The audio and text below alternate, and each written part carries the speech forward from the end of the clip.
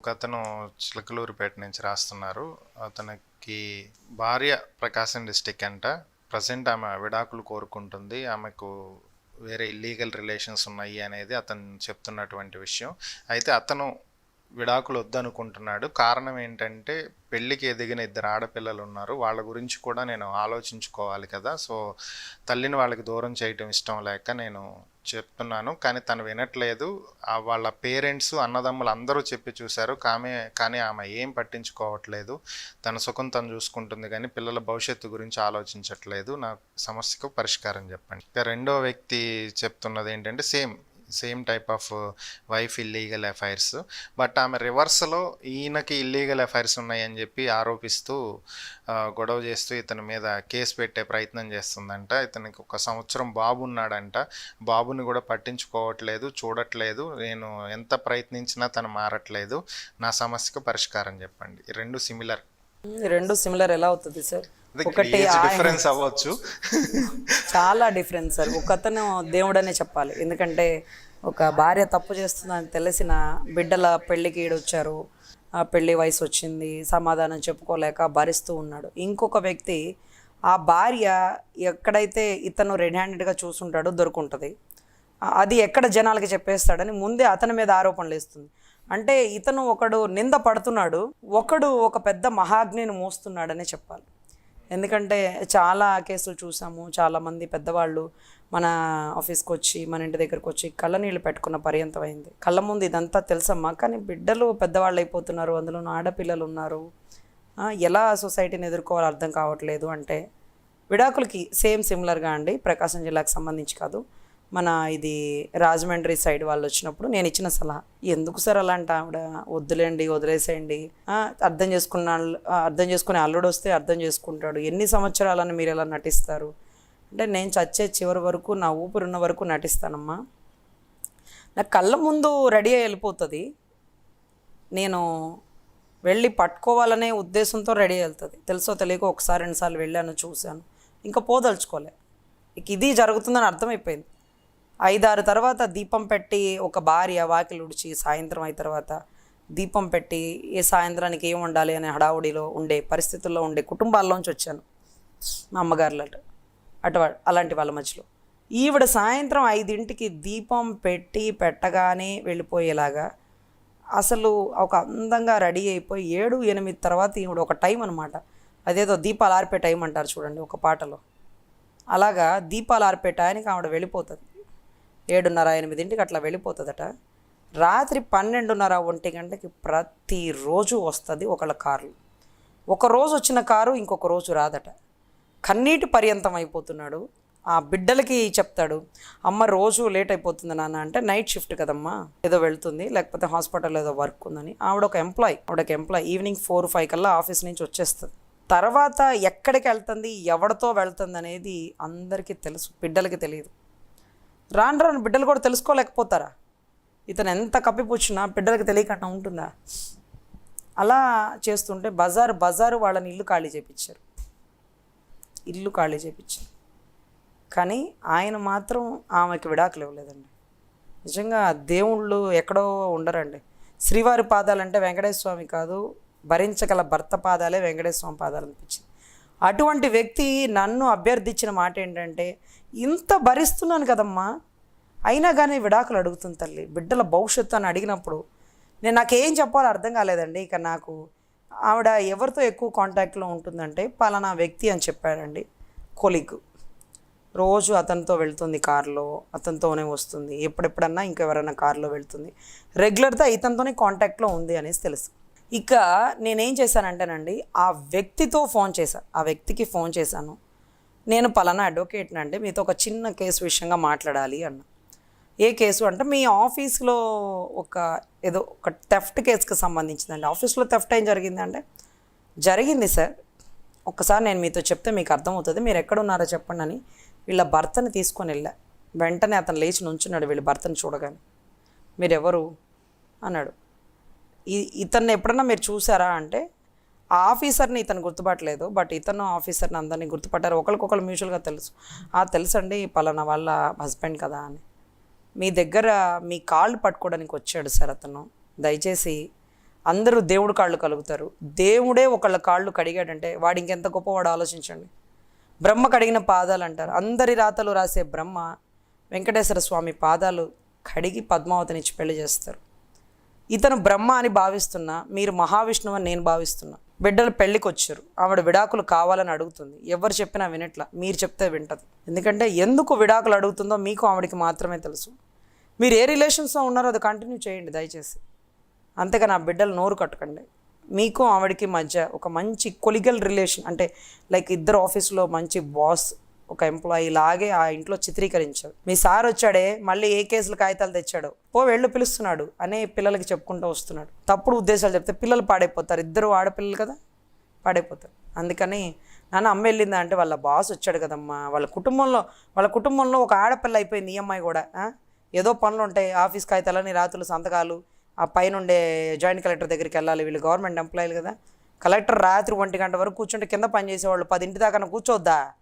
అవునా, నా 12 వరకు పనిచేస్తున్నారు కలెక్టర్లు. మరి చూడండి ఎలా ఉందో వ్యవస్థలు. అంతవరకు పనిచేయాలమ్మా ఏఎస్లు ఐపీఎస్లు అంటే అట్లా ఉంటారు. వాళ్ళ కింద పనిచేసేవాళ్ళు ఇంకా ఎక్కువ పనిచేయాలని ట్రాప్లో పెట్టాడు సార్. మీ గురించి చాలా గొప్పగా చిత్రీకరించారు. ఒక మహావిష్ణువుగా నేను చిత్రీకరించాను అని అడగానే ఆయన 2 కళ్ళమ్మ నీళ్ళు బడబడా కారిపోయి లేదు మేడం అని. మీరు ఎందుకు విడాకులకి వెళ్తున్నారు అంటే, లేదు మేడం నా భార్య నాకు డైవర్స్ వచ్చేసింది. మొన్నటిదాకా డైవర్స్ రాలేదు, ఇప్పుడు వచ్చేసింది.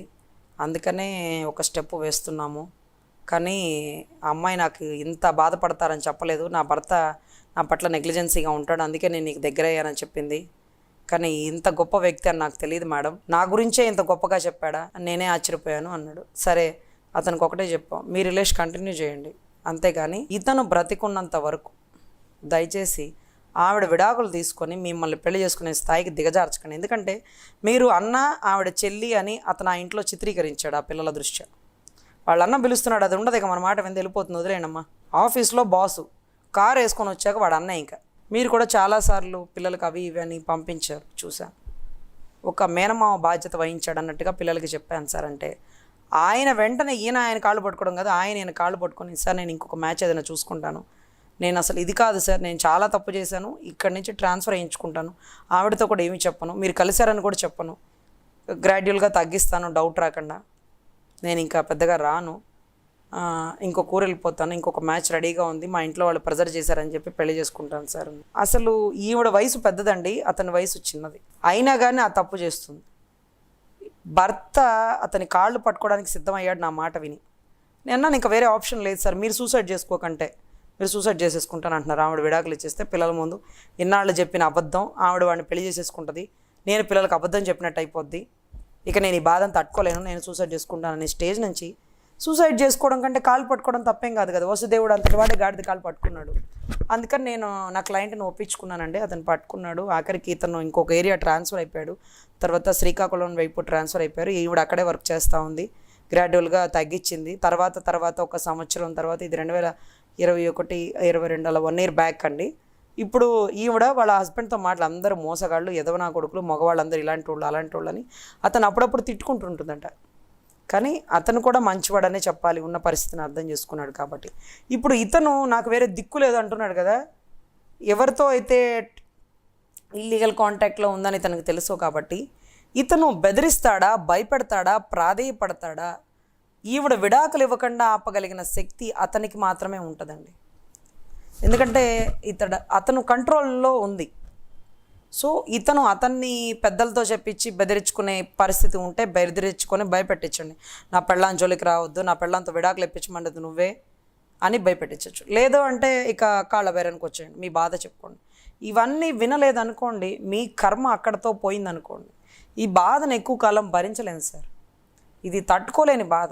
ఆడవాళ్ళైనా మా లాంటి వాళ్ళైనా 10 మందికి చెప్పేసుకుంటాం, చూడు నా భర్త ఎలా తప్పు చేస్తున్నాడు, చూడు నా బడ ఎలా చేస్తున్నాడు, అలా చేస్తున్నాడు చెప్పేసుకుంటే ఆ బాధ తగ్గిపోతుంది. మీ దరిద్రం ఏంటంటే మీరు అలా చెప్పుకోలేరు కాబట్టి బాధ పెరుగుతుంది, ఇంకా పెంచుకుంటున్నారు. దానివల్ల మీకు హార్ట్ స్ట్రోక్ తొందరగా 100లో 90 మంది మగవాళ్ళు చచ్చిపోతే 10 మంది ఆడవాళ్ళు చచ్చిపోతున్నారు హార్ట్ స్ట్రోక్తో.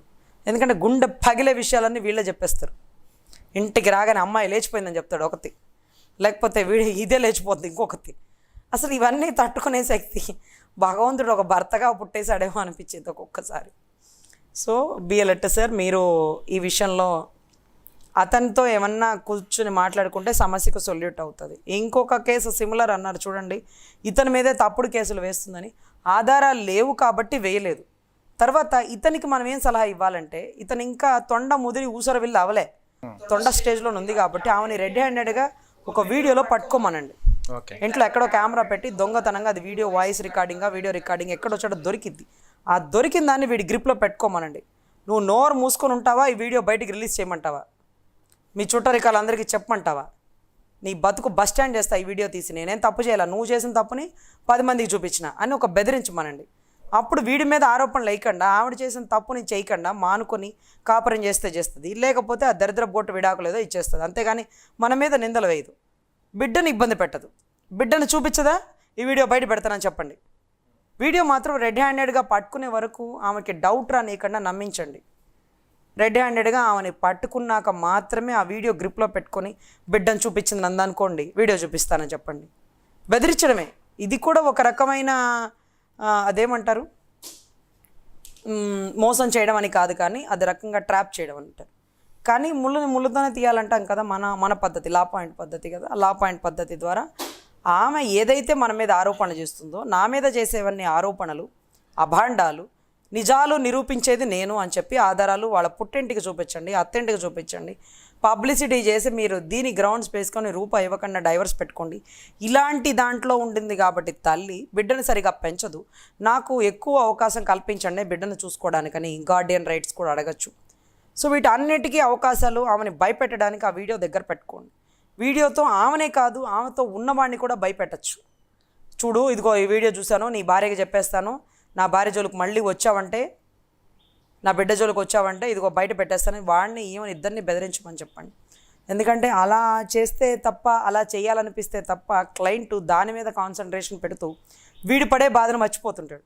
అవును పట్టుకోవాలని ఆలోచిస్తాడు, కానీ ఆవిడ ఇంకొకరితో వెళ్ళిపోతుందని ఆలోచించడు. భలే ట్రాప్ అసలు. ఇది ఒకడికి ఇచ్చిన సలహా అండి. నేను సలహా చెప్పినవన్నీ పాటించినవే, ఆచరించినవే, ఆ కాపురాలు 2 కలిసినవే. అందుకని నేను మీతో చెప్తా. గతంలో ఒక అతను నెల్లూరు నుంచి ఫోన్ చేసి, నా భార్య ఇలా చేస్తుంది మేడం, వెళ్ళిపోతుంది మేడం అని బాధపడేవాడు. అరే, వెళ్ళిపోతున్న దాన్ని ఏ కార్ నెంబర్లో వెళ్తుందో పట్టుకోరా, ఎవరితో వెళ్తుందో పట్టుకో, వీడియో ఏమైనా దొరుకుతుందేమో చూడు, వాడితో పక్కపక్క నవ్వుతూ కారు ఎక్కే దగ్గర ఉంటుంది కదా, అదన్నా పట్టుకో. నీకు పెట్టగలిగితే ఇంట్లో కెమెరా పెట్టు, వాయిస్ రికార్డింగ్ అవుతుంది కదా అంటే, వాడు 2వ ఫోన్ చేసి మేడం ఇంకో కార్లో వెళ్ళిపోతుంది మేడం, ఆ కార్ నెంబర్ కూడా నోట్ చేసుకున్నాను సంతోషంగా ఫోన్ చేస్తున్నాడు. అది ఇంకొకరితో వెళ్ళిపోతుందని బాధను మర్చిపోయాడు. మేడం ఆ కార్ నెంబర్ దొరికింది మేడం, ఆ కార్ నెంబర్ వాడిది డిపార్ట్మెంట్ వాడు మేడం, లేకపోతే కరెంట్ ఆఫీస్ వాడు మేడం, లేకపోతే ఇంకొకటి మేడం అని చెప్తుంటే ఒక మనిషిని ఏ స్టేజ్ నుంచి ఏ స్టేజ్కి తెచ్చేసానో నాకే అర్థం కావట్లే.